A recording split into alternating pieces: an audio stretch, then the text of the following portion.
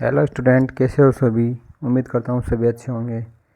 फिर से स्वागत है आपका हमारी सीरीज में, जिसमें हम PDUSU सिक्कर यूनिवर्सिटी के लिए MSc मैथ्स पार्ट 1 का सिलेबस कवर कर रहे हैं। पेपर 3 हम पढ़ रहे थे यूनिट फर्स्ट में एक्सरसाइज 3.1। इसके 8 क्वेश्चन हमने कर लिए। ये हम 9वां क्वेश्चन करने जा रहे हैं। तो उससे पहले मैं आपको बुक का रिव्यू दे देता हूँ। JPH की बुक का रेफरेंस क्वेश्चन वॉल्यूम 2। ये इसके राइटर बंसल जेल धामी HS। तो इस बुक के क्वेश्चन हम कर रहे हैं। आज हम इसका 9वां क्वेश्चन करेंगे। 9वां और 10वां इस वीडियो में हो जाएंगे शायद। फिर आगे हम करेंगे इस एक्सरसाइज 3.2 के एग्जाम्पल्स, फिर उसके क्वेश्चन। तो चलिए अभी 9वां क्वेश्चन करते हैं। तो सेम वही पैटर्न है। क्या करेंगे, सबसे पहले जो सेकेंड ऑर्डर है वहाँ पे मल्टीपल में यूनिट 1 होनी चाहिए। तो x+1 का डिवाइड करेंगे तीनों में। तो ऑलरेडी क्वेश्चन मैंने कर रखे हैं, तो उनमें से आपको मैं समझा देता हूँ ताकि ज़्यादा टाइम हमारा ख़राब ना हो।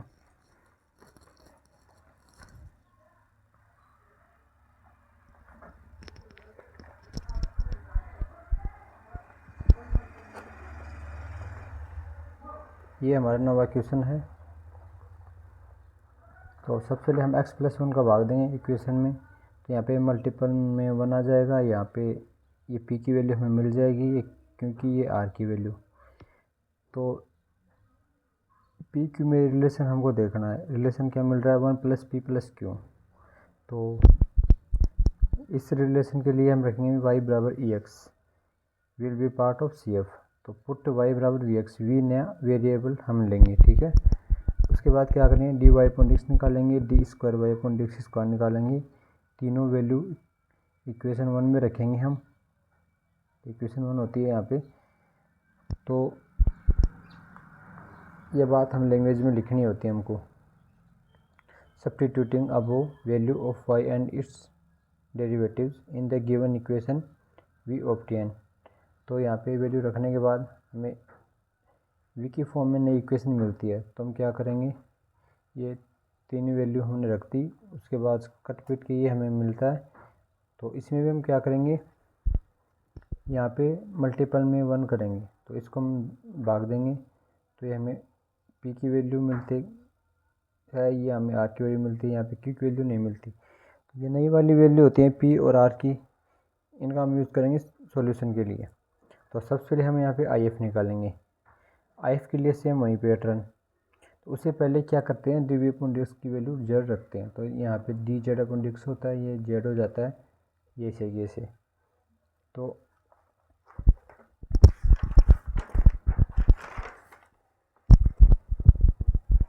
ये देखिए हमने dz/dx + 4/x + 1z = 1/x + 1। ये इक्वेशन 2 होती है हमारे पास। तो इसी से हम पूरा इक्वेशन का सोल्यूशन निकालेंगे। तो यहाँ पे सबसे पहले IF निकालेंगे। IF के लिए e⁻p⁴dx नया वाला p आएगा, जो z के मल्टीपल में होता है p, ठीक है। इसको हम इंटीग्रेशन करेंगे तो ये वही log x हो जाएगा इसका। तो पावर ये 4 जो पावर में चला जाएगा, माइनस भी पावर में चला जाएगा। तो माइनस की 4 पावर, तो log तो इससे कट जाएगा, बाकी -4 पावर के बाद ये नीचे आ जाएगा, क्योंकि x+1 की पावर -4 थी। यहाँ पे डिवाइड में लिखेंगे तो प्लस में लिख सकते हैं पावर को, 4 इस तरीके से। और यहाँ पे हम क्या करेंगे आगे, सॉल्यूशन ऑफ इक्वेशन 2 ये लिखना पड़ेगा हमें, सॉल्यूशन ऑफ इक्वेशन 2। तो z × IF की वैल्यू ये हमें मिल गई, z के गुणा में लिख देंगे।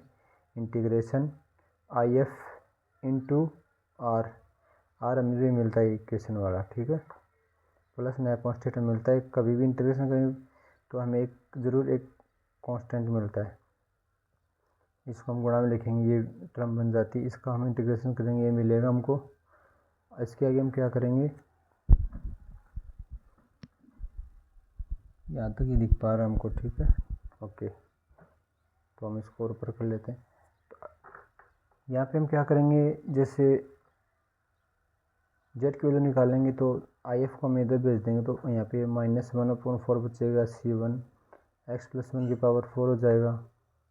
अब यहाँ पे जेड से हम v की वैल्यू निकालेंगे तो इंटीग्रेशन अगेन, तो इसको इंटीग्रेशन करेंगे x की power -4 sorry x/-4 plus C1, इसका इंटीग्रेशन करेंगे पावर बढ़ जाएगी अपॉन में 5 प्लस C2। इस तरीके से y बराबर v की वैल्यू में ex मल्टीपल करेंगे तो y की वैल्यू में मिल जाएगी। तो सेम वही हमने कर दिया, ये हमारा आंसर है। ठीक है, तो लास्ट क्वेश्चन है 10, ये हम इसी वीडियो में कर लेते हैं।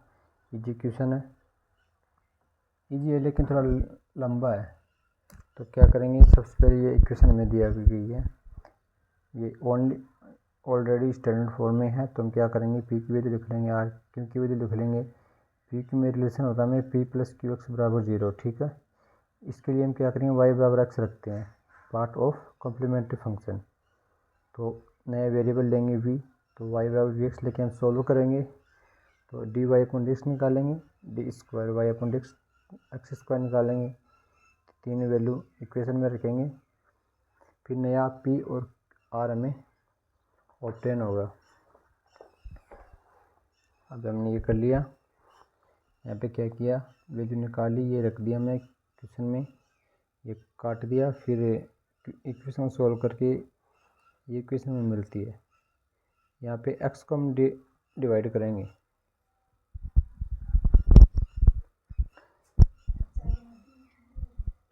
तो यहाँ पे dv अपॉन dx मिलता है, ये हमने पहले रख दिया है, तो ये इक्वेशन हमें मिलती है।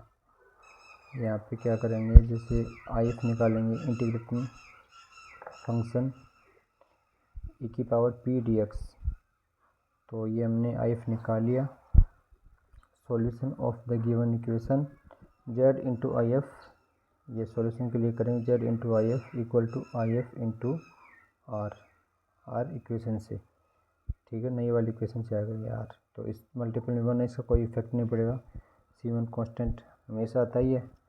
अब हम क्या करेंगे, इक्वेशन को सॉल्व इजी करने के लिए t की वैल्यू रख लेंगे, t की वैल्यू रख ली तो dx की वैल्यू भी चेंज हो जाएगी। ठीक है, तो ये हमने कर लिया यहाँ पे t की फॉर्म में। अब इक्वेशन इजी हो गया तो हमने यहाँ पे इंटीग्रेशन भी कर दिया। अब z के वैल्यू निकालेंगे, जो मल्टीपल में IF है, इसको हम इधर भेज देंगे। ठीक है, तो ये आगे की टर्म आप देख लीजिए,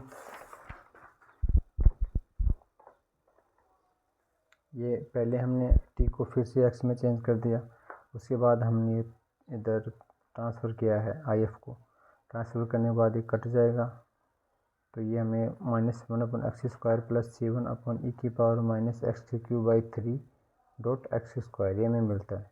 जैसे v की वैल्यू कैसे निकालेंगे, वही सेम प्रोसेस, इंटीग्रेटिंग अगेन, ये लिखना पड़ेगा हमको एग्ज़ाम में।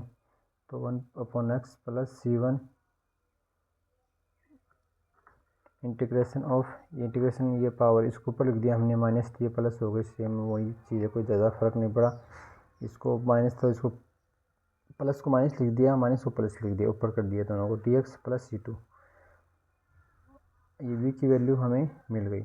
अब यहाँ पे हमने क्या किया, देखो सेम पीछे वाले क्वेश्चन में आया था, इसमें नहीं, 8वें क्वेश्चन में जब अपॉन में x होता है ना और ऊपर e की फॉर्म में होता है, तो क्वेश्चन का इंटीग्रेशन नहीं होगा, क्योंकि यहाँ पे x की वैल्यू बढ़ती जाएगी, क्योंकि फर्स्ट टर्म होती है। तो फर्स्ट टर्म में अगर नीचे होती है तो अलजेब्रा में इसकी पावर बढ़ती जाती है, तो इंटीग्रेशन होगा नहीं। तो हमको इस टर्म को ऐसे ऐसे लिखेंगे। ठीक है, बाकी टर्म को हमने इंटीग्रेशन कर दिया और यहाँ पे x से गुणा कर दिया, तो ये तो 1 हो जाएगा, ये C2x हो जाएगा। ये फाइनली हमें आंसर मिल गया, और इसी के साथ हमारी एक्सरसाइज 3.1 कंप्लीट हो गई। तो आगे की वीडियो में हम 3.2 से पहले के एग्जाम्पल पढ़ेंगे, उसके बाद उसे क्वेश्चन करेंगे। तो वीडियो देखने के लिए धन्यवाद, बाय।